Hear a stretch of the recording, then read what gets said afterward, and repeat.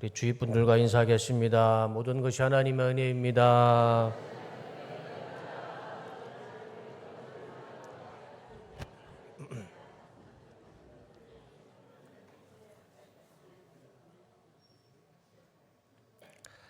예수님과 다른 꿈을 꾸시겠습니까? 라는 제목으로 말씀의 은혜를 나누고자 합니다. 오늘은 종료주일이죠. 아까 우리 김영찬 집사님께서 기도도 종료주일로 기도를 해주셨습니다. 종료주일이 어떤 주일인지 혹시 아시는 분 계시나요? 종료주일. 그 의미가 이겁니다. 큰 의미는 없어요. 그냥 종료나무 주일입니다. 종료나무를 지키는 주일이에요. 근데 종료나무에 의미가 있어요. 그 의미를 지키는 거겠죠. 종료나무는 유대인들을 이렇게 생각합니다. 종료나무는 승리, 영광, 영원한 생명을 의미하며 왕, 통치자를 환영하는 의미로 사용됩니다. 저런 의미가 있어요. 유대인들이 특히 이스라엘 역사에 보면 왕이 들어오고 통치자가 들어올 때 백성들은 저 종로나무를 꺾어서 왕 앞에 깔아줬습니다. 이게 공식적인 왕을 영접하는 공식적인 의례 행사였습니다. 예수님께서 예루살렘에 입성하셨습니다. 그때 이 유대인들은 예수님을 무엇으로 여겼냐면 왕으로 여겼습니다. 통치자로 여겼습니다. 그래서 종려나무를 꺾어서 종려나무 가지를 예수님이 타신 나귀 앞에 깔아 놓았던 것이죠. 그래서 이게 상상도이지만 아마 저런 모습과 크게 다르지 않았을 겁니다. 종려나무를 꺾어서 왕으로 오시는 예수님, 그 예수님 앞에 저 종려나무를 깔아 놓았던 것이죠. 그리고 유대인들이 또 무엇을 했냐면 오늘 본문의 말씀을 보니까 자신의 겉옷을 벗어서 종려나무 깔아놓은 그 위에다가 또 자신의 겉옷을 깔아 놓았습니다. 똑같은 사진이지만 두 개가 있죠. 하나는 종려나무, 또 하나는 겉옷. 이 겉옷을 깔아놓는 것도요, 똑같은 의미가 있습니다. 왕이 행차하고 통치자가 행차할 때 이 백성들의 겉옷을 벗어서 왕 앞에 깔아놓는 것은 공식적인 의례 행사였습니다. 영화 어떤 시상식에 보면 그 영화 그 배우들이 어디를 걸어가죠? 레드카펫을 걸어가듯 왕이 행차할 때 유대인들은 이 종려 가지와 자신의 겉옷을 벗어서 깔아놓게 됩니다. 그런데 이 겉옷은 유대인들에게 또 다른 의미가 있어요. 아주 중요한 의미가 있습니다. 더 패션 오브 크라이스트를 보면 이 영화가 아주 그 당시 역사적 구중을 잘 해놓은 영화죠. 그 영화를 보면 저 장면이 유대인들이 예수님을 제발 죽여달라 빌라도에게 애원하는 장면입니다. 그런데 저 유대인들을 잘 보시면 무엇을 입고 있죠? 한날같이 다 겉옷을 입고 있어요. 저처럼 가운을 입은 것이 아니라 머리까지 뒤집어 쓰는 겉옷을 입고 있습니다. 저 겉옷을 보시면 색깔도 다르고 모양도 다르고 또 모자에 쓰는 것도 다 다릅니다.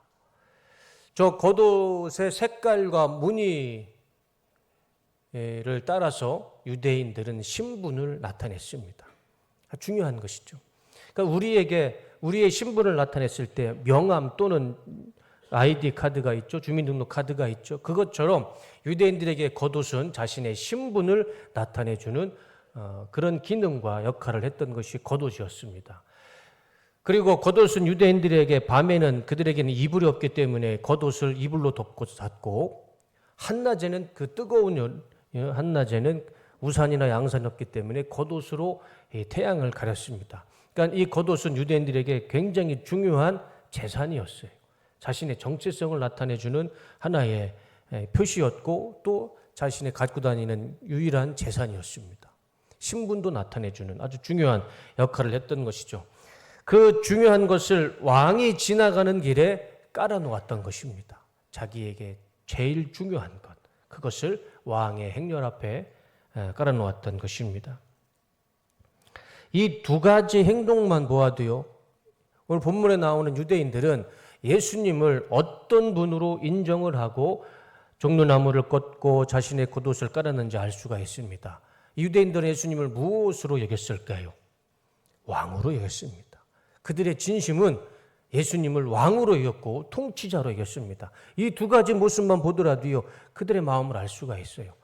그리고 이들의 행동뿐만 아니라 그들이 예수님을 향해 이렇게 외칩니다. 큰 무리가 자기들의 겉옷을 길에다가 폈으며, 자신의 겉옷을 폈습니다. 다른 사람들은 나뭇가지를 꺾어다가 길에 깔았다. 왕에게만 하는 공식적인 의례죠. 그 다음에 그들이 무엇을 얘기를 하냐면, 그리고 앞에 서서 가는 무리와 뒤따라오는 무리가 외쳤다. 호산나, 다윗의 자손께 복되시다. 주님의 이름으로 오시는 분, 더없이 높은 곳에서 호산나. 호산나를 외쳤어요. 왕이 가는 길에 종려나무를 꺾었고 자신의 겉옷을 깔았고 그 다음에 그 예수님을 향해 호산나라고 외쳤습니다. 이 호산나라는 단어도요, 두 가지 단어가 하나로 된 단어의 합성어입니다. 호시아 그리고 나, 이 두 개의 단어가 합해서 호산나, 호시아나라는 단어가 된 겁니다. 이 패션 오브 크라이스트 영화를 보면 예수님이 들어오는 길에 유대인들이 예수님을 향해 외칩니다. 호산나라는 것은 한글 번역이고 호시아나, 호시아나라고 외칩니다. 호시아, 이 호시아는 나를 구원해 주셔서라는 의미이고 이 나는 간청합니다. 그래서 호산나라는 의미는 우리를 구원해 주시옵소서, 나를 구원해 주시옵소서 간청을 드립니다. 그것이 호산나라는 의미입니다. 복음성가 중에 그런 찬양이 있죠. 호산나, 호산나. 그 호산나가요, 나를 구원해 주시옵소서, 우리를 구원해 주시옵소서 간청을 드립니다. 그 뜻입니다. 우리가 호산나라는 찬양을 드릴 때도 그 뜻을 묵상하며 찬양을 하면 더 은혜가 될 거예요. 그리고 이 호산나라는 말도 역시 나를 구원하소서, 우리를 구원하소서 간청합니다. 그 대상은 하나밖에 없습니다. 왕에게, 통치자에게. 그 왕과 통치자에게만 할 수 있었던 말이 호시아나, 호산나라는 말이었습니다. 그들이 했던 행동, 그들이 했던 말을 통해서 유대인들은 지금 예수님, 예루살렘 성에 들어오시는 예수님이 어떤 마음으로 예수님을 바라보고 외쳤는지 그들의 진심을 알 수가 있었습니다. 그들은 적어도요, 예루살렘에 들어오는 예수님을 향해 그들의 왕으로 인정은 했습니다. 그런데 왜 이 유대인들은 예수님을 왕으로 원했을까요? 왕으로, 호산나로 외치며 예수님을 그렇게 환영했을까요? 그 이유가 무엇일까요? 우리가 성경을 보면 알 수 있죠. 그 당시 유대의 이스라엘의 왕이 있었을까요? 없었을까요? 왕은 있었습니다. 왕의 이름이 헤롯이었어요. 그 헤롯이 예루살렘 성전을 더 크게 증축시켜줬습니다. 이스라엘에는 공식적인 왕이 있었어요. 그리고 또 하나의 통치자가 있었습니다. 누구죠? 로마에서 파견을 보낸 본디오 출신 빌라도가 있었습니다. 이미 이스라엘과 유대 민족에게는 두 명의 왕 통치자가 있었어요. 본디오 출신 빌라도, 그리고 로마에서 세운 분봉왕 헤롯, 이 두 사람이 있었습니다. 그들에게는 더 이상 왕이 필요 없었어요. 그런데 유대인들은 예수님이 들어오시는 그 모습을 보며 호산나를 외치며 왕의 공식적인 의례를 하며 종려나무를 꺾었고 자신의 겉옷을 깔아 놓았습니다. 참 이상하지 않습니까? 왕이 있는데 유대인들은 예수님을 향해 왕으로 외쳤던 겁니다. 본디오 출신 이 빌라도와 헤롯은 유대인들이 아니었죠. 그 사람들은 로마에서 세운 또 이스라엘을 식민 통치를 하는 이스라엘의 관료들이었습니다. 이름만 총독이고 왕이었을 뿐이지 로마가 세운 총독이고 로마가 세운 왕이었습니다. 그러니까 유대인들에게 이 빌라도와 헤롯은 자신을 도와주는 사람이 아니고 자신들을 식민 통치하는 원수 같은 사람이죠. 우리나라 일제시대에 일본에서 총독이 와서 우리나라를 지배했던 것처럼 똑같은 상황이었습니다. 그러니까 유대인들에게는 이 빌라도와 헤롯은 자신들을 도와주는 사람들이 아니고 자신들을 도와주는 총독과 왕이 아닌 원수 같은 사람들이었습니다. 그래서 그들은 로마로부터 독립을 원했고 해방을 원했습니다. 메시아를 원했던 거예요. 그런데 오늘 본문 마지막 절에 읽었던 것처럼 갈릴리 출신의 목수라는 예수라는 사람이 갑자기 나타나서요, 기적을 막 베풀기 시작합니다. 가는 곳마다 막 사람들을 병든 자를 고쳐줍니다. 안진뱅이를 일으킵니다. 심지어 막 죽은 자도 막 벌떡벌떡 세웁니다. 유대인들이 보았을 때, 그들에게 간절히 기다렸던 메시아를 생각했을 때 누구를 보며 환영을 했겠습니까? 누구를 보며 우리의 왕이고 메시아고 우리를 통치해주고 로마로부터 우리를 자유해주고 해방시켜줄 사람으로 생각했을까요? 당연히 예수님밖에 없었을 겁니다. 그래서 예수님이 예루살렘으로 들어왔을 때 그들은 예수님을 향해 공식적인 왕의 의례를 해줬던 것입니다. 종려나무를 꺾었고 자신의 겉옷을 벗어서 그 앞에 깔아줬고 예수님을 향해 호시아나, 우리를 구원하소서, 나를 구원하소서 간청드립니다. 이렇게 왕에게만 할 수 있었던 말과 행동을 했던 것이죠. 그런데 문제는 여기에서 시작됐어요. 여기에서부터 문제가 시작됐습니다. 지금 예수님은 어떤 마음과 목적으로 예루살렘 성에 들어오셨죠? 유대인들의 마음처럼 왕의 대접을 받으며 구중궁궐에서 호의호식하기 위해서 예수님이 이 예루살렘 성에 들어오셨습니까? 아니면 로마와 싸워서 이기려고 그들에게 자유와 해방을 주려고 유대인들이 원하는 그런 목적을 이루시기 위해서 예수님이 예루살렘 성에 입성하셨습니까? 아니면 그들의 죄를 용서해 주고 인류의 죄를 위해서 어린 양처럼 십자가에서 죽으시고 희생당하시기 위해서 예수님이 예루살렘에 입성하셨습니까? 유대인들은 예수님을 향해 로마와 싸워서 이겨서 자신들의 자유와 해방을 주는 정말 말 그대로 장수와 같은 힘 있는 왕을 원했지만, 그러나 예수님은 그것을 위해서 오신 것이 아니었습니다. 이스라엘과 온 인류의 죄를 사하여 주시기 위해 십자가에 돌아가시기 위해 예루살렘 성에 들어오셨던 것이죠. 같은 자리에서 다른 꿈을 꾸었습니다. 이 장면을 생각해 보면 참 안타깝고 이보다 더 슬픈 장면은 없습니다. 유대인들은요, 예수님을 바라보며 왕을 소리질렀습니다. 이제 우리는 로마로부터 자유를 얻었다. 그런데 예수님은 그것이 아니었습니다. 그들의 죄를 사해 주시고 온 인류의 죄를 사해 주시기 위해 십자가에 죽으시기 위해 예루살렘 성에 들어오셨던 것이죠. 같은 자리에서, 같은 공간에서 서로 다른 꿈을 꾸었습니다. 그것을 우리는 무엇을 얘기하죠? 동상이몽이었습니다. 이스라엘 사람들과 예수님의 꿈이 달랐어요. 같은 자리에 있었지만. 만약에 지금 호산나를 외치는 사람들이 예수님이 진짜 예루살렘 성에 오시는 그 본질적인 이유를 알았다면, 십자가에서 죽으시기 위해서 예루살렘 성에 들어오시는 것을 알았다면, 과연 유대인들이 종려나무를 꺾고 자신의 겉옷을 벗고 그리고 예수님을 향해 호산나라고 외치며 찬양을 했을까요? 예수님이 십자가에 죽으러 오시는데 뭐하러 그렇게 하겠습니까? 예수님의 목적을 몰랐기 때문에 그들은 예수님을 자신들의 욕심과 자신의 호주머니를 채우기 위해 예수님을 왕으로 보았고 통치자로 보았고 호산나를 외쳤던 것뿐이죠. 예수님은 그런 목적이 하나도 없었던 것입니다. 더 안타까운 것은 유대인들은 그런 마음에 오래가지 못했어요. 그렇게 왕으로 모시고 종려나무를 꺾고 자신의 겉옷을 벗어버리고 예수님을 향해 호산나로 외쳤으면 그 마음이 좀 오래갔으면 좋았을 텐데, 그 예수님을 향해 왕으로 외쳤던 그 마음이요, 오래가지도 않았어요.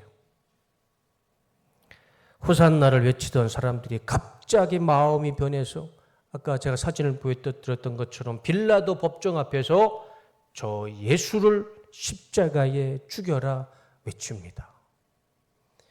빌라도는 다시 그들에게 말하였다. 그러면 당신들은 유대인의 왕이라고 하는 그 사람을 나더러 어떻게 하라는 거요? 빌라도는요, 예수님을 죽이고 싶진 않았습니다. 그들이 다시 소리를 질렀다. 십자가에 못 박으시오. 저 그들이 누구인가요? 호산나 외치던 유대인이었습니다. 죽는 나무를 꺾고 자신의 겉옷을 벗고 예수님을 향해 다윗의 자손이요 호산나를 외치던 사람이요 갑자기 저렇게 외칩니다. 십자가에 못 박으시오. 빌라도가 그들에게 말하였다. 정말 이 사람이 무슨 나쁜 일을 하였소? 빌라도는 예수님의 죄를 찾지 못했어요. 그러나 그들은 더욱 크게 소리를 질렀다. 십자가에 못 박으시오. 그리하여 빌라도는 무리를 만족시켜 주려고 바라바는 놓아주고 예수는 채찍질한 다음에 십자가에 처형당하게 넘겨주었다. 참 이상하죠. 우리가 읽었던 장 그 다음 장에 저런 모습이 나옵니다. 예수님을 향해 호산나 왕으로 찬양을 했던 사람이요 갑자기 마음이 변해서 저 예수를 십자가에 죽여라. 빌라도는 나는 이 사람의 죄를 찾지 못하겠다. 그래도 저 사람을 십자가에 죽여라. 그렇게 마음이 변하게 됩니다. 유대인들이 예수님을 배신하고 그 마음이 바뀐 시간은요 그렇게 오래 걸리지 않았어요. 딱 5일 걸렸습니다.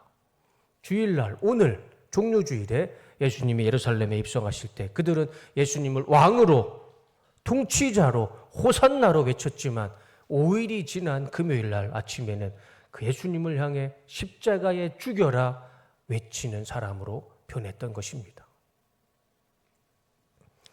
사람이 어떻게 이렇게 갑자기 변할 수 있을까요? 어떻게 5일 만에 호산나를 십자가로 죽여라 외칠 수 있을까요? 구약 성경의 역사를 보면 이 유대인들의 성향을 잘 알 수가 있어요. 그들이 5일 만에 예수님을 보고 마음이 바뀐 것, 그건 이 구약 성경의 역사를 보면요 아주 당연한 것입니다. 예를 들자면 우리 출애굽기를 보면 알 수 있어요. 하나님께서 430년 동안 이스라엘에서 노예로 살고 있는 그들의 기도를 들어주셔서 그들을 탈출시킵니다. 그래서 40년 동안 광야에서 모세를 리더로 세워서 그들을 40년 동안 광야에 생활을 하게 됩니다. 그게 출애굽기의 말씀이죠. 그런데 출애굽기의 말씀을 보시면 이스라엘 사람들이 하나님을 찬양하는 그 말씀보다 더 많은 것이 뭐냐면 하나님을 원망하는 말씀이 더 많습니다. 참 이상하죠? 430년 동안의 세월을 하나님이 풀어줬어요. 그러면 출애굽기의 내용은 처음부터 끝까지 다 하나님을 찬양하고 하나님께 제사드리고 하나님 앞에 감사드리는 내용이 가득해야 할 출애굽기의 내용이 다 하나님을 원망하는 내용입니다. 왜 우리를 이집트에서 탈출시켜서 고기도 못 먹게 합니까? 물도 못 마시게 합니까? 다시 이집트로 돌아가자. 그들이 유대인들이었습니다. 참 이상하죠? 그래서 하나님은 40년 동안 광야에서 그들을 머물게 하십니다. 40년이 지났어요. 그리고 여호수아라는 사람을 다시 리더로 세우고 가나안 땅에 들어 보내주십니다. 왜 40년이었을까요? 한 세대가 다 지나갔어요. 40년이면 한 세대가 다 지나갔죠.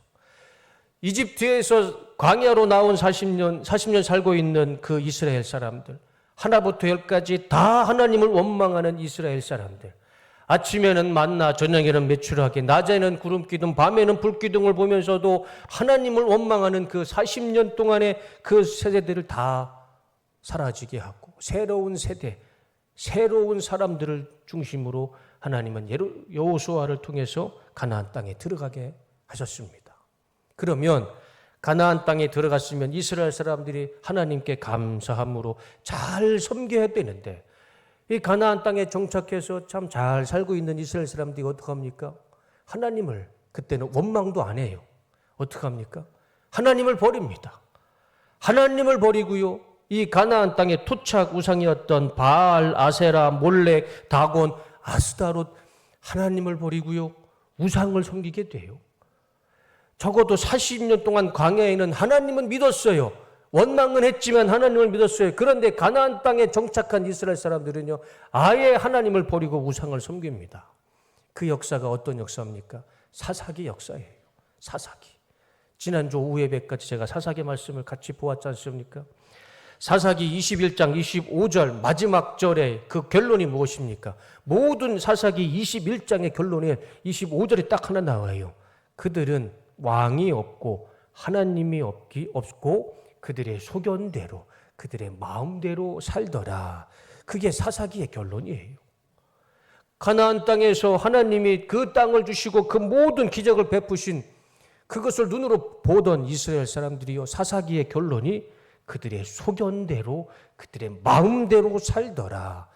이것이 사사기의 결론이고 가나안 땅에 정착한 유대인들의 결론이었습니다.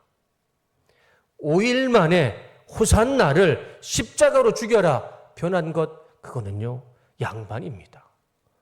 구약 성경을 보면 하나님을 버린 우상숭배의 나라로 변질된 민족이 이 이스라엘 민족이었습니다. 예수님께서 그 수많은 민족과 인종과 나라가 있음에도 불구하고 왜 이스라엘 나라와 유대 민족에게 예수님을 보내셨을까요? 혹시 그게 궁금하지 않으셨습니까? 저는 그게 제일 궁금했어요. 우리 한반도, 동방예의주국, 참 예와 의를 아는 민족에게 예수님께서 오셨으면 얼마나 좋았을까? 그런데 굳이 그 이스라엘, 유대 민족에게 왜 하나님은 콕 집어서 유대 민족 이스라엘에게 예수님을 보내셨을까? 그 이유를요, 로마서에는 이렇게 설명합니다. 다 같이 읽겠습니다. 시작. 범죄를 더하게 하려 함이라. 그러나 죄가 더한 곳에 은혜가 더욱 넘쳤나니. 이유가 없어요. 죄가 더한 곳에 하나님의 은혜가 더 필요한 것입니다. 우리가 이렇게 생각했으면 좋겠습니다.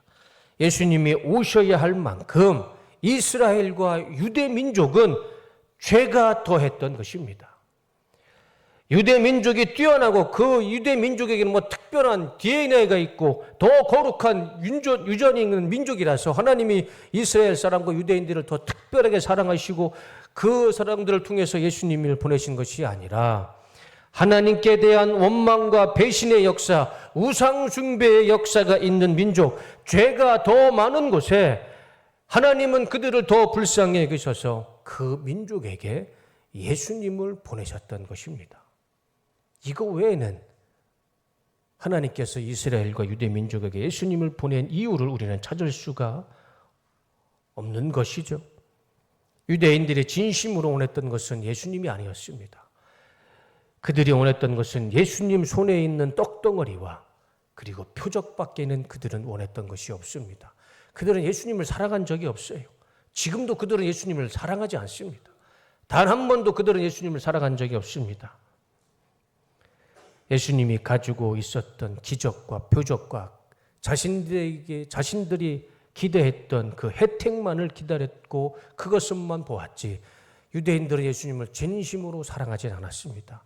그런데 그 혜택이 그 기대가 다 사라졌을 때 십자가에서 돌아가셨을 때 그들은요 단 한 번에 5일 만에 예수님에게 등을 돌리는 예수님을 배신하는 민족으로 바뀌었던 것입니다.